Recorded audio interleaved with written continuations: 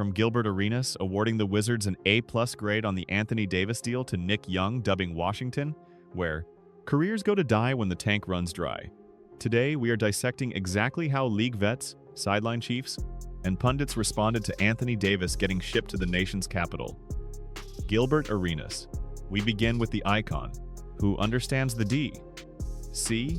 Organization deeper than practically anybody breathing. Gilbert Arenas, Agent Zero. In the flesh. The star who hauled that squad on his shoulders, sank game winners, and made the Federal District trust in hoops once more.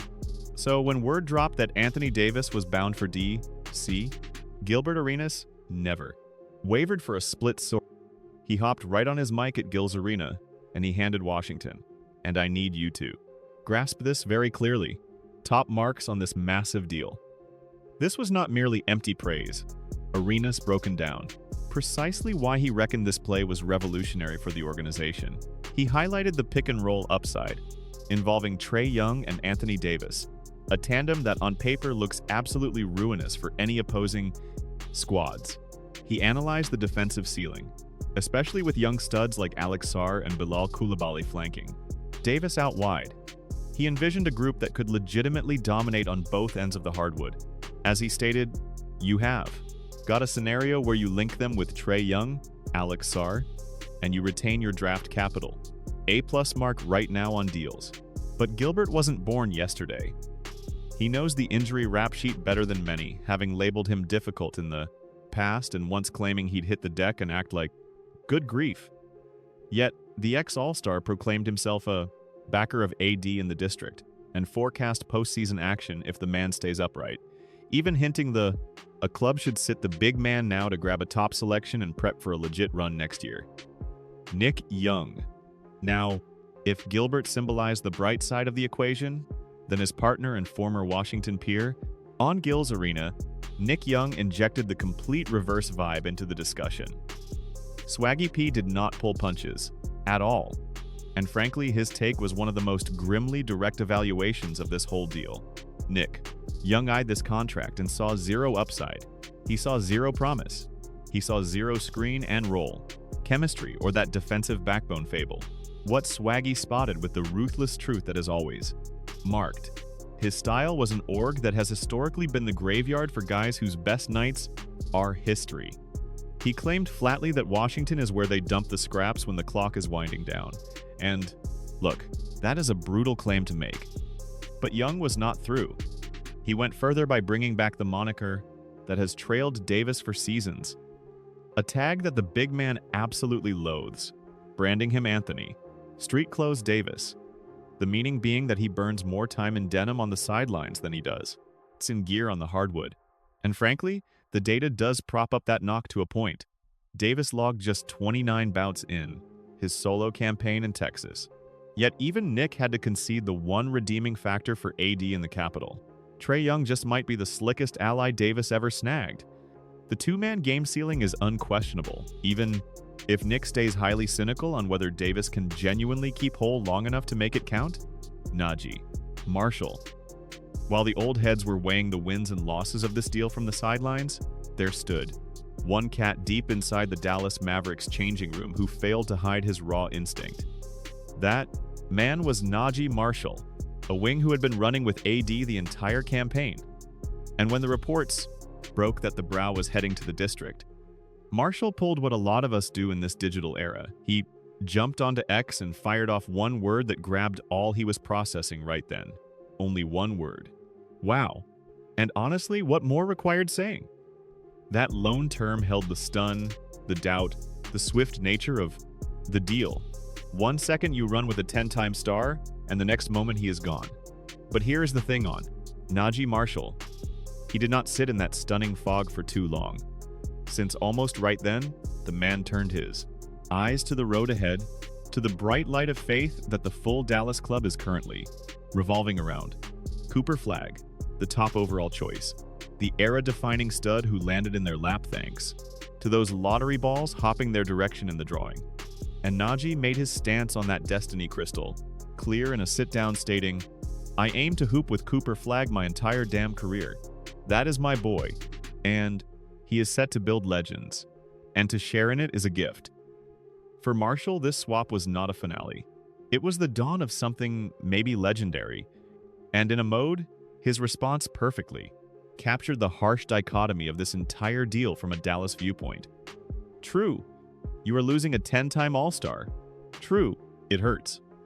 But when you gaze ahead and spot Cooper Flagg on that roster, a talent with the sort of ceiling that appears, around once in a lifetime, the horizon suddenly seems much clearer than the moment ever could. Enter Kyrie Irving. If Naji Marshall embodied the loud excitement regarding Dallas's destiny, then Kyrie Irving, the sole surviving star, on the Mavericks lineup, adopted a distinctly more calculated and thoughtful stance regarding the shift. And, honestly, can you fault him?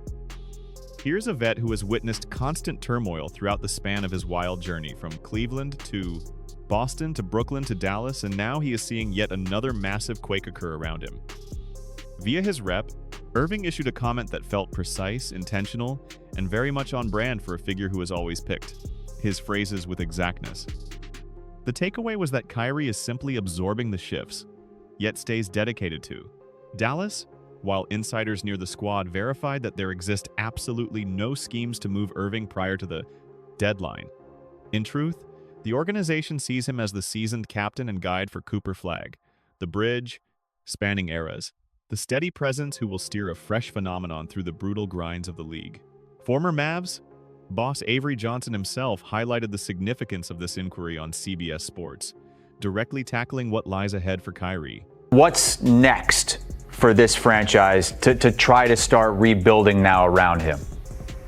Well, I think the key is going to be what happens with Kyrie Irving, because Kyrie, obviously, he'll sit out this entire season, with that ACL. What's next for him? Is he going to be a part of the short-term future because we know he's getting towards, the end of his career? Or are they going to move him, in the off-season to try to bring in another younger piece to continue this rebuild around Cooper Flagg? It is worth recalling that Irving once admitted he hoped to squad up with Anthony Davis and Kevin Durant back in his Boston run in 2018, eyeing a Titan trio. That dream died. And now Davis is out of Dallas too. Yet Kyrie stays devoted to the coming phase. And there is profoundness in that. The reality that a baller who has viewed so many separate locker rooms, so many diverse cities, so many distinct versions of what a squad might be is electing to stand firm and bet on the long haul. For a club desperately in want of steadiness, that silent devotion could be worth more than any major exchange. Avery Johnson. Often the most vital angle on a deal does not come from the athletes involved. It stems from the coaches who have stood in those war rooms, who have lived through those painful front office gatherings, who comprehend the logistics and the feelings of lineup building at the deepest core. And that is precisely the type of wisdom former Mavericks head Avery Johnson brought to the table when CBS Sports called him in to analyze the swap. Johnson defined the trade as something that must arrive as no shock to anyone who has been taking notes. He termed it just simply closure. Closure for a fan group that has been in a frenzy ever since the Luka Doncic deal shook the organization to its roots. And he spelled it out clearly. The headliner here is a year and 2 days after the Luka Doncic trade, the Mavericks already shipping Anthony Davis out of town. Hey, Avery, I remember talking to you a year and 2 days ago about the Luka trade that stunned everybody. I mean, how are people in Dallas going to feel about this? No surprise. This was a situation where, the fans, they've been in an uproar about this Luka Doncic trade. So with Anthony Davis moving on, it's basically going to bring closure to what I call a generational trade. Fortunately for the Mavericks, they'll be able to shed about $70 million next year from their salary cap to give them more flexibility, really to build now around Cooper Flagg. This is the Cooper Flagg show. But Johnson did not just speak on Dallas. When quizzed on the Wizards' viewpoint and what the squad could look like with Davis and Trae Young linked together, he provided a measured yet honest assessment. Well, I think they could be a play-in team in the Eastern Conference if they're healthy. But that's the big, question mark. right? Injuries is always the greatest neutralizer. And if you look at Anthony Davis being the cornerstone along with Trae Young, Trae Young's been injured, especially this season. So again, it's a big question mark. Yes, if they're healthy, can they be a play-in team? Yes, but that team is still not scaring anybody in the Eastern Conference. And then there is the man who, even in his smaller role as minority owner, still grabs the attention of every Mavericks fan whenever he opens his mouth. Mark Cuban, the guy who built the Mavericks into a championship powerhouse. The guy who sat courtside for 2 decades and bled blue. And when news of the Anthony Davis deal hit, Cuban's reaction was swift and characteristically upbeat. He said simply, "Love it." Now, that might look shocking at first. How can you love dealing a 10-time All-Star? But Cuban, ever the businessman, wasn't staring at what was leaving. He was looking at what was being earned. He admitted that losing great players is always hard, but stressed that the deal supplies picks and flexibility to build around Cooper Flagg. Cuban had previously noted the Mavericks want to try to win with Davis and even predicted finals contention if healthy, but reality had other plans. Davis played just 29 games, missed 51, and the team went 31-49 since arriving. The stats told the story that optimism couldn't rewrite, and Cuban was clearly ready to turn the page and start penning a new chapter around Flagg. Stephen A. Smith. If there is one human on Earth who was going to take this moment and turn it into an absolute spectacle, a theatrical, finger-pointing, desk-slamming event, it is Stephen A. Smith. And the man did not disappoint. Not even a little bit. Because Stephen A. didn't just react to the Anthony Davis deal. He used it as proof for something much bigger. Something that has conspiracy theorists and basketball fans alike sitting up in their seats. On First Take, Stephen A. reflected on the whole Luka Doncic saga, calling that deal exactly what it was, by his claim perhaps the poorest swap in league history, and the experts struck hard upon, analyzing how the last full year unfolded for the Mavericks. The Mavericks' last 365 days are one of the more fascinating sagas that I've seen in my 2+ decades covering the league. Not just because of the Cooper Flagg part of it, which they get a potentially generational player on the heels of trading one away, but also because Kyrie Irving got hurt. This is the act that nobody seems to ever count in it. Later, the dialogue moved to Davis alone, and this is where it turned absolutely biting cold. But when you look at Anthony Davis, he's played 29 games. He missed 51. They're 31-49 since he arrived in town. It's not good. And listen, Anthony Davis is an all-world player when healthy. He needs to understand, I'm glad you got your money, bro, because you will forever be attached to and synonymous with being the guy. However, Stephen A. pushed much deeper than simply citing the deal's collapse. He theorized, and here is where matters turn, truly intriguing, that the Mavericks' choices could be piece of a broader plot to move the team toward Las Vegas. Beneath owner Miriam Ad, hinting that losing through the Doncic and Davis pacts makes shifting a failed squad simpler. As he phrased it, "My spidey senses are buzzing," noting Ad's Gaming Kingdom links. If you side with his Vegas migration, notion, or believe it is totally absurd, you must honor the truth that Stephen A. Smith forever holds the dialogue moving toward angles that no one else would brave to touch. Jake Fisher. As the loudmouth pundits were enjoying their time within the limelight, there stood one NBA voice who offered the type of calm, meticulous breakdowns that serious hoops junkies really need. Jake Fisher, one of the most valued reporters in the trade, did not merely view the deal, he examined it with clinical accuracy. Fisher conveyed actual shock that the Washington Wizards were the squad that arose as the bidder for Anthony Davis. It was not a spot that most folks kept on their screen, yet what stunned Fisher was how Washington got it done. They used Chris Middleton's ending deal and standard draft picks to land a 10-time All-Star. That is buying low in the most brilliant mode imaginable. Fisher noted the Wizards' plan to link Davis with Alex Sarr for a twin big front line, building a defensive shield that might secure the squad for seasons to arrive. He also said that the play shows the Wizards' lasting pledge to Trae Young, hinting that a renewal is probable in the future. Fisher had earlier stated that the Hawks were done on chasing Davis, which shrunk the field significantly and eventually caused Washington to dive in. In a sport where clubs often leverage their tomorrows for a chance at glory, the Wizards built a path to gain a legend while holding their base safe and their future pick assets mostly whole.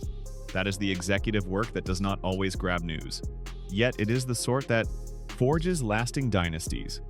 Bobby Marks. When it pertains to the fiscal details and the salary limit, acrobatics of NBA swaps, there is likely no soul in the whole press world who comprehends the figures. Finer than Bobby Marks. The past front office boss turned ESPN voice has built a life out of tearing apart the cash and coins beneath each pact. And as the Anthony Davis swap hit his table, he got to tasks. Beginning with the Dallas view of things, Marks was firm. This was the smart play. I will say this. This was probably the best move that the Mavericks organization could do. And AD is a great player. He does not fit the Mavericks timeline. To be able to wipe the slate clean and pick up 5 picks, and you can debate all you want what the picks are, and give yourself a ton of flexibility to build your roster around Cooper Flagg. You will have a lottery pick. And next, Marks offered a quote regarding Dallas that totally captured the heavy emotional burden of this deal for the club and its base. It was about more than simply hoops. And you move forward, you basically kind of cleanse yourself of everything that you've received in the Luka trade, except for Max Christie and that Laker pick here. And you move forward as an organization and you start building this thing the right way around your generational former #1 pick in Cooper Flagg. For the Wizards, Marks was just stunned, noting they basically jumped the queue on the reconstruction phase, and he argued against the notion that cap room alone might have brought them right here. And basically you kind of you jump ahead of, like, if there's a line waiting for food, you basically you're basically skipping line in a good way. When we look at next year, when you have a lineup of Trae Young, Trae Johnson, Bilal, Coulibaly, AD, and Alex Sarr. That's pretty good if they stay healthy, right? And you still have Carrington and Keyshawn George, Will Riley, Champagne. I like what they did. Cap space is fool's gold. Cap space is overrated. They were not going to be able to get Trae Young in free agency. They were not going to be able to get Anthony Davis in free agency, and you go out and get him. Marks deemed this a play that might turn to be quite worth it for Washington, stressing the cheap price of procurement and the truth that the Wizards lost none of their main young talents in the action. David Aldridge. David Aldridge is a Hall of Fame reporter. He has worked the NBA for ages, and when it regards the Washington Wizards particularly, there might not be a more respected source in all of sports news. So when Aldridge hopped on Grant and Danny to voice his views on the Anthony Davis swap, folks tuned in closely. Anthony Davis, a blockbuster trade, 10-time All-Star, future Hall of Famer coming to the Wizards. Your reaction to the deal? As surprised as everybody else. Not that they made a deal, but that it was for Anthony Davis. That point is key. Aldridge was not stunned the Wizards took a huge risk. They had signaled their readiness to shift from the restart. He was amazed that the precise player was Anthony Davis, and when he described just how he exposed the core conflict that shapes this whole swap. This is a big swing. This is a big old, huge swing, not because of what they gave up, because when you really look at it, they didn't give up all that much in terms of draft picks. But just that they're taking a chance on AD being a contributing player. And again, this is all next season. I don't think he's going to play very much at all this season, if at all. But being able to be a player who stays on the floor long enough to help your young guys get better. And that is the puzzle and the conundrum that is Anthony Davis. And it has been for years. Nobody doubts the talent, but it doesn't matter if he never plays. And that's been his problem for much of the last 3 or 4 years. He just doesn't play very much. Aldridge, however, adopted a broader perspective, dissecting the absolute worst and best potential outcomes with a specific type of depth that strictly derives from years reporting on this association. I mean, and the best case scenario is that he plays very well and Trae Young plays very well and this team makes the playoffs next year. while not giving up, and it's important to say this, they didn't give up any of their core guys. Aldridge recognized this as the Wizards formally stopping the tank and starting to fight. But he noted that the approaching draft lottery remains their single biggest swing. For even with Trae Young and Anthony Davis on the roster, if you can snag a top pick in what most scouts deem to be a deep draft class, you just might have the basis for something genuinely elite. Yet if you drop that choice, or if it slips past the top 8 and goes to New York, look, that shifts the math substantially. Fred Katz of The Athletic summed up the Wizards' play with a question that seemed deceptively simple, yet held the full weight of the swap in just 2 words. Why not? And frankly, when you settle in and truly reflect on it, when you clear out all the hype and the loud voices and the mild hysteria, that may be the most logical response of them all. Katz's reasoning was direct and convincing. He noted that Anthony Davis is, when sound, an elite force. That is not disputed. That is a fact. And the Wizards grabbed him without losing any of their key young assets. They didn't move Alex Sarr. They didn't deal Bilal Coulibaly. They didn't surrender their own first-round picks. They basically used the matching salary and other squads' draft choices to get a future Hall of Famer. So, sure, why not? Katz also showed interest in the summer extension talks, noting that how the Wizards handle the $63 million option for future years will tell us much about their future plans. For Dallas, Katz saw this as an end, the final book of the Doncic era, and a necessary clearing of the decks to build properly around Cooper Flagg. Sometimes in the NBA discourse, where absolutely everything is either the best play ever or the dumbest call in team history, the plainest, most even-keeled breakdown is the one that stands the test of time. And Fred Katz nailed it with just those 2 words. Why not? O'Shea Jackson Jr. Now we get to a reaction that came from a rather unexpected place, but one that perfectly captured the raw, emotional human aspect of this entire saga. O'Shea Jackson Jr. Yes, the actor, the man who played his own father, Ice Cube, in the film Straight Outta Compton, but also a deeply passionate Lakers fan and very serious basketball mind, was on The Rich Eisen show when the news broke in real time, and his immediate gut-level reaction said it all. While you guys were recording this, Anthony Davis is on his way to the Wizards. How about that? Poor guy. Those 2 words, poor guy, said it all. Jackson didn't start with analysis. He didn't start with trade, grades, or salary cap implications. He led with empathy, with genuine human sympathy for a player who actually has been swapped and uprooted multiple times and blindsided by franchise decisions that were beyond his own control. But then the conversation quickly turned to what this means for Washington as a basketball city, and Jackson got genuinely excited. Poor guy. Yeah. Poor guy. Why? Trae Young's there. That's cool. Let me tell you something. Elsewhere. When the Wizards get better, Yeah. that area is going to be nuts over that team. Like, that is a fan base ready to pop. Yes, the DMV. For their basketball team. The DMV, you know, Right, I shot so- swagger out there for years. You know, listen, I said the NFL draft is in Washington, D.C. next year, 2027. Washington Wizards will be in the playoffs when we're there for the draft. Absolutely not. He said no. I say yes. I say yes, too. What do you say? Oh, man. I don't know, man. And then in a moment that really showed the depth of his respect and affection for Anthony Davis as a player and a person, Jackson closed with one of the most heartfelt statements anyone made about this entire deal. I need Anthony Davis to be upset, because this should not happen to a player of his caliber, the way that this has gone down. For him to be traded in the middle of the night, you know, without It happened today. No, I'm talking about with the Lakers. Oh, okay. That is the wrong way to handle a player like Anthony Davis. Yeah. We got Luka, so I'm going to shut up. But for the next season, for you to be traded again, like, it's got to hit something in your heart. And I hope he returns to the player that won the championship in 2020. God bless Anthony Davis. I love him to death. I think he's in a what a world, but I think he's in a good spot. It's the Wizards. I really do think so. What do you think of the Harden trade? And we can't wrap this up without mentioning Nick Wright, who delivered one of the most balanced takes on the entire trade. Nick Wright. Wright, known for his sharp analysis and willingness to go against the grain, pulled no punches when it came to the Dallas side of this deal. But he also gave Washington genuine credit where credit was due.